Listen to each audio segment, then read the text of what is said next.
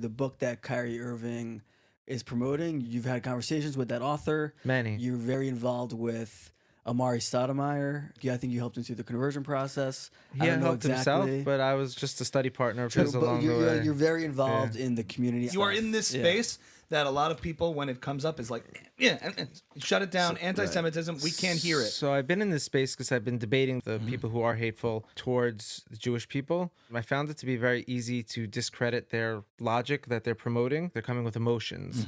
So that's where there's like a clash. So can you explain the claims and the context? The real elephant in the room is if you go to the government of Israel's website on their view on the lost tribes of Israel and who's from the house of Israel around the world, you'll notice one of the most common names in that report is the Hebo tribe, the Igbo tribe. 40 or so million people in Nigeria that self-identify as being Jewish. There's, 60 Orthodox communities in there who have converted and are practicing Judaism. They have a whole Jewish revival going there. It's fascinating, and the government of Israel is loving it, and they're supporting it, and Jewish people are making documentaries about it, and it's like the most exciting thing ever. So anytime I'm in Israel at like the Western Wall and I see a Igbo man, I could tell because they're wearing Nigerian outfits, I say, are you Jewish? He's like, yeah, how do you know? And I'm like, bro, bring it in, give me a hug. But what is mind-boggling to me, which I can't imagine why this is not in the news and not spoken about, is that like a large chunk, more than a fourth of the transatlantic slave trade came specifically from this one tribe.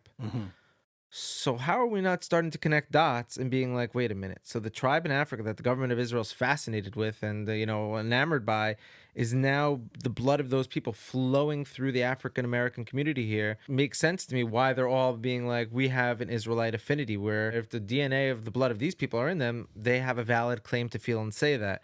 Where it goes wrong then is where spiritual bullies come and hijack that reality into forming cults that create hate, and etc. So those are the people I battle. I'm not battling the reality that you could be from the house of Israel. I'm battling the bullies that are standing in between you and your inheritance, which is the Torah. Because if you really are from the house of Israel, come back towards the Torah. It's perfectly been preserved throughout the exile.